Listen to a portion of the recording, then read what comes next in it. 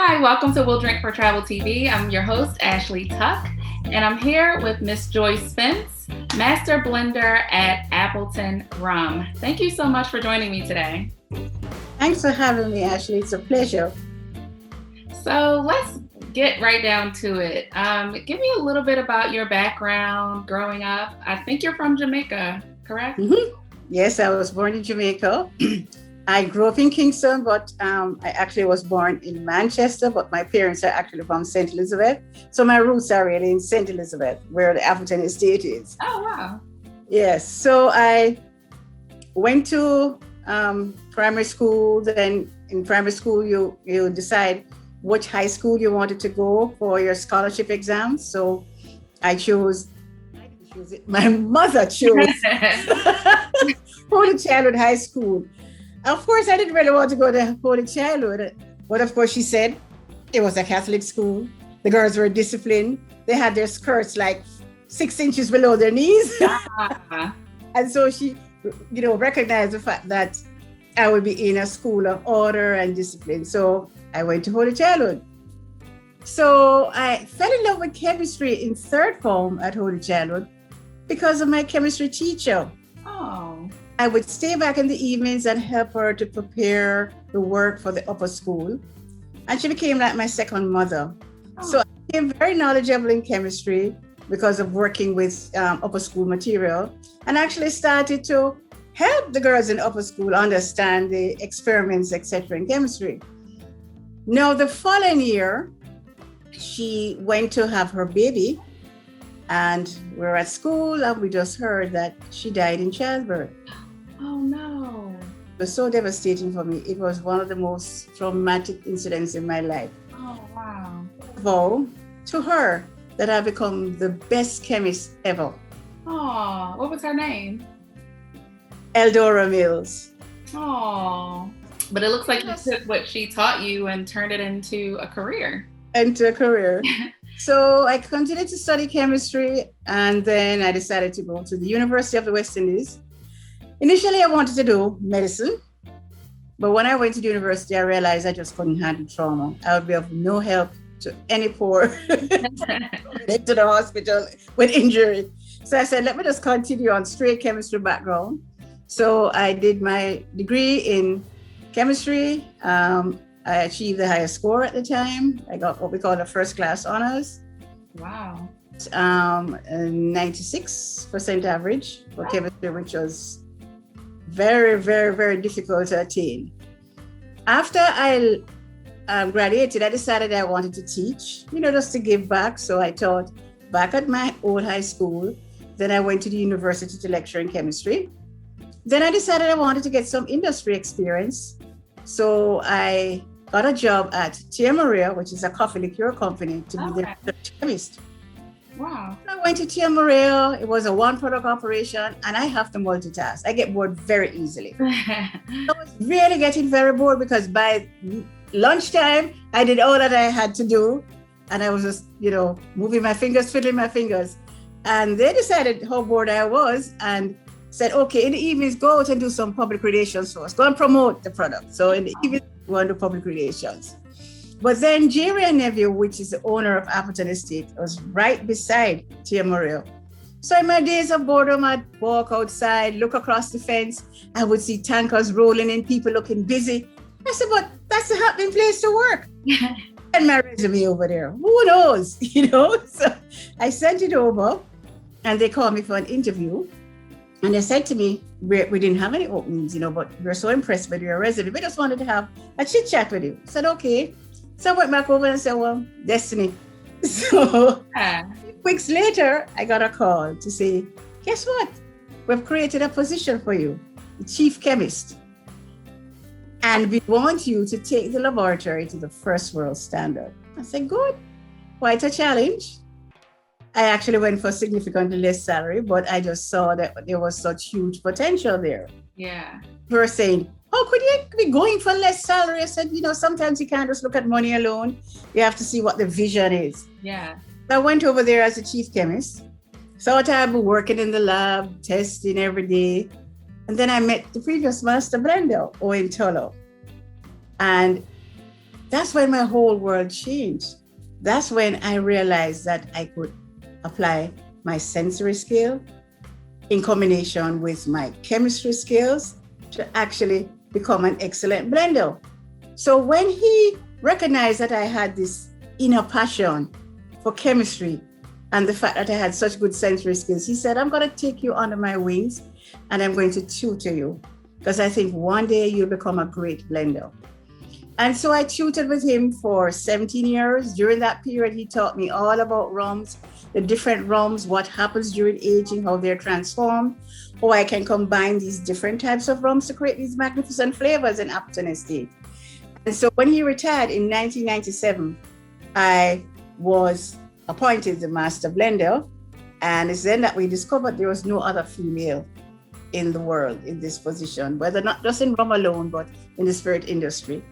What does it mean exactly to be a master blender? Like, are you the only one at Appleton Estate, or are there others? Like, what does it mean? Okay, so I'm the only master blender, but we have blenders in training. Okay. Over. But the master blender actually takes the different rums that are distilled.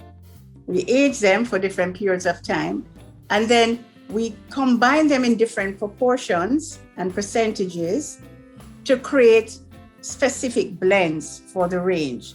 So each blend has its own distinct formula and sensory flavor profile, and how the consumer would actually enjoy that particular style of rum. And so I like to say it's a combination of art and science. Not sure where one starts and the other ends. So, like, how do you know, like, which blend to put out in the market? Like, do you guys do taste tests or have focus groups? Right. So you'll find that, the marketing team actually will come up with ideas. They probably look into a niche market, or they want to put another expression into the range. And so we'll have a baseline with which to work with. And then I would, select the different rums, create prototypes. Then we'll do blind taste tests with the marketing team. We'll have focus groups. And then the correct blend is selected based on popularity and the market in which you're going to launch it. And so this is how it's done. And I keep telling people the easiest part is the liquid. The most difficult part is everybody deciding what the right packaging is. Everybody has their own idea of what color it should be, what type of blue, what type of green. Should it be gold? Should it be burgundy? And this go on and on and on and on. Whereas the liquid, just a small core working on the liquid. You say, this is it. We've got the liquid pack. We're just waiting for the marketing team to come up with a package. I actually have a bottle here that has your signature. Oh, the 8-year-old, yes. Yeah. So last year. Last year? Yeah, 8-year-old reserve as one of our new expressions. Oh. I actually have another bottle upstairs that I had, and it didn't have your signature on it. So why does this one have your signature on it? Okay, so we did a whole package revamp last year to be able to attain our goal of being the leader in the premium 8 rum category.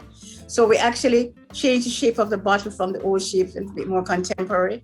All our expressions now had a cork finish with a beautiful neck label. And so all the age statement rums from the 8-year-old reserve going up, I would now have my signature actually fused into the bottle. So you will see my signature on the 8, the 12, the 15, and the 21. I almost don't want to open it. I feel like it's like a collector's item. The first woman master blender. So behind you, what is this on the grounds at Appleton Estate, or? Yes, that's our water source. That's the water that we use in our fermentation. And actually it is the origin of the Black River, which is the longest river in Jamaica. Oh. Pump this water for several miles to our distillery and use it in our fermentation. Now, the beauty about this water is that it has filtered through limestone hills from another section of the island, upwelling through a cave on our estate. It always has that amazing blue turquoise color, and it has a nice sweet soft taste, which also has an impact on the taste and aroma profile of our rums. So that's some of what separates Appleton Estate from other rums, is the water that you use. Yes, the water that we use. Wow. At Appleton Estate. That's amazing. what else separates Appleton like from other rums? Would you Okay, say? we have such an amazing story, starting with our location, because we're located in this unique geographical area, then known as the Nassau Valley in St. Elizabeth. It's surrounded by these unusual limestone hills known as karst, K-A-R-S-T. They actually look like an egg box turned upside down. So it's just little tiny mountains, right?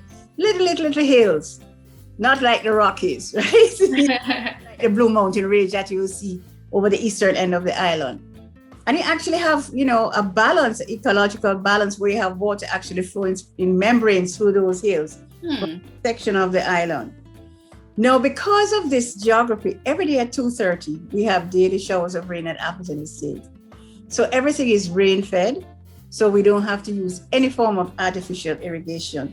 So it's always lush and green. And I keep telling everyone, I've been seeing this site for 40 years, and I never ever get tired of it, because you just think that you're in utopia the minute you start to come down that hill into the valley.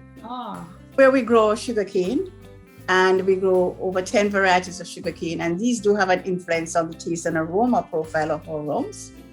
Then we use the sugarcane to make sugar and molasses. It's the molasses that is the base material for our rums.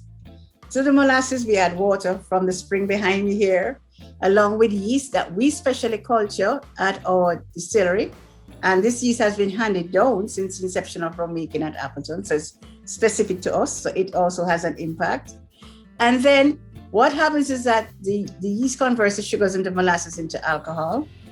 After that, we have to now concentrate that, and we use what is known as distillation to do this. And we use two types, the traditional small batch copper pot still distillation. And our copper pot stills are unique in design, and so they produce this distinctive orange peel top note, mark of the Appleton Estate range. So no matter what expression that you smell and taste, you will get that orange peel top note, but in different concentrations. Then we age in the highest quality barrels. Number one, select once used bourbon barrels. And during aging is where the final transformation takes place. So the rum moves from very bold, complex flavor, colorless, transforming into a colored liquid because of the tannins coming from the oak. You're also developing flavors such as vanilla, hazelnut, almond, ginger, nutmeg, coffee, cocoa, butterscotch notes in the rum as it interacts with the oak. Now, the type of aging that we have at Appleton is known as tropical aging. Our rum ages 3 times as fast as it would in Scotland. Oh. Same flavor profile. And this has been proven scientifically. So that 8-year-old rum that you have there would have to be aging for 24 years in Scotland. Oh, wow. Same flavor, intensity, and complexity. So we have that advantage. Again, you see a number on our package there for the 8. It is referring to the minimum age system, which is similar to Scotch. And so that number indicates the youngest rum that was used in that particular blend. Long and complex process to make our rums. 8 years is the youngest rum? Yes, in that particular blend. Yes. Wow. So being the first woman master blender, do you feel like that comes like with a lot of responsibility, like to teach other women, young girls, like what's possible? Yes, I do a lot of motivational talks in all girls school when they're about to graduate and decide exactly what career path they want to take. And usually, traditionally, the parents tell them either you need to become a medical doctor, you need to become a lawyer, and that's it, right? Mm-hmm. And that's really, a lot of them, that's not where their passion lies. So, I tell them, I said, look at me. I have selected a career thinking totally outside the box, and look how successful I have been, simply using my sensory skills and my background in chemistry. So, think outside the box when you want to do a career and follow your passion. That is important. If you're not happy in your job, you'll just not be at the top of your game. Yeah. Have you encountered any sort of discrimination based on your race or gender in the spirits industry in your role? No, not really. I think I was widely accepted in the industry.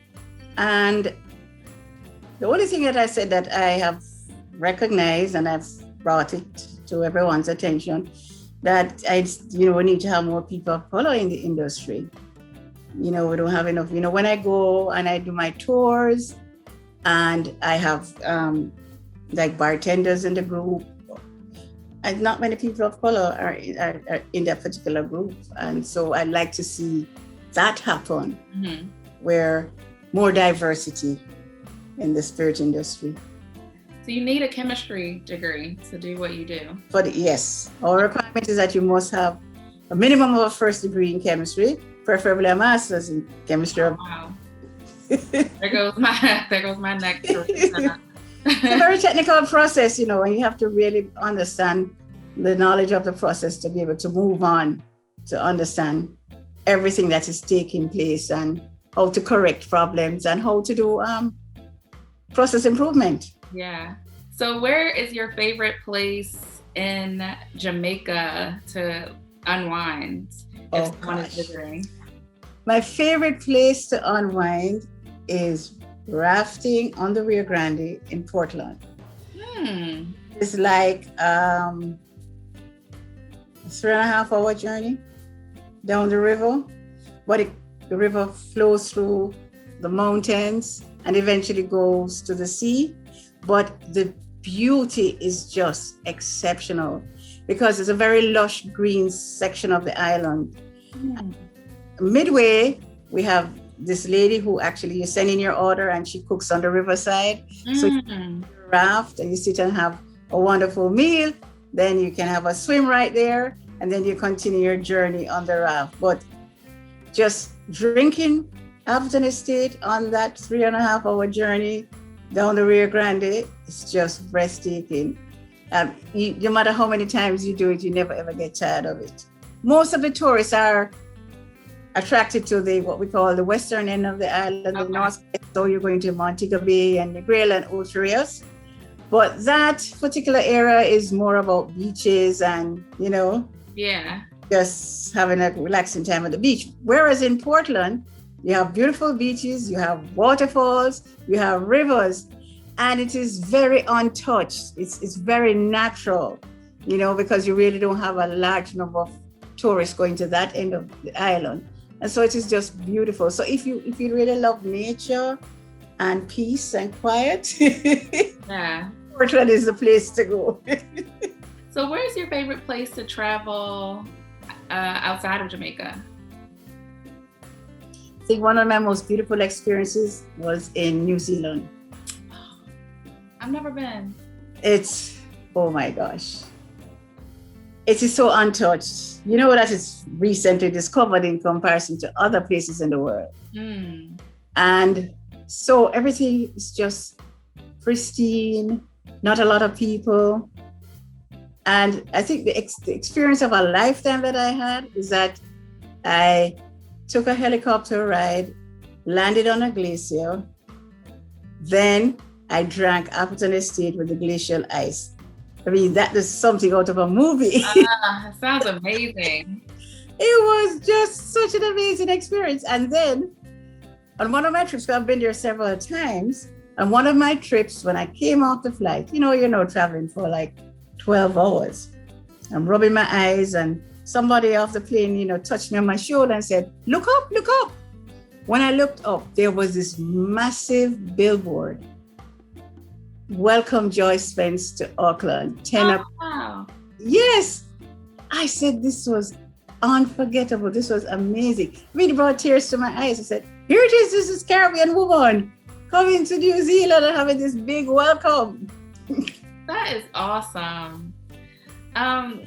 Yeah, I really need to get to New Zealand. I feel like several people have said that to me and I'm like, oh man, I gotta go soon. You have to go. Yeah. And so many different microclimates, so many different experiences. So you can have winter on the South Island and the North Island, you're having like a summer. And, the wines are good, the whole Maori culture, it's just that indigenous culture is very intriguing. Sounds great. Well, thanks for that travel tip. So how does one become a taste tester? Like, what if I wanted to become one? Well, first of all, for someone to join our panel, you have to go through a screen taste test. So very simple. We give you solutions of salt, sweet, bitter, and sour to see if you can differentiate that. Saying, but that's easy. You know how many people tasted salt and said it was sweet? And we said, okay, definitely you can't move on to level 2. Right. So that, then what we do is that we will give them known flavors. So we say, here is a sample with orange. Here's a sample with vanilla. Here's a sample with ginger. Here's a sample with nutmeg. We want you to smell and memorize, because history analysis is all about memorizing aromas. Okay. Once you give them that to memorize, you don't give them unknowns. You say, identify the flavor in that. And so they can pick up the orange and, we say, okay, we're moving on to the next level, where we're going to give you like what we call a triangle test, where you have 3 samples, 2 are identical and 1 is odd. But they're very close, and they need you to pick out that odd one.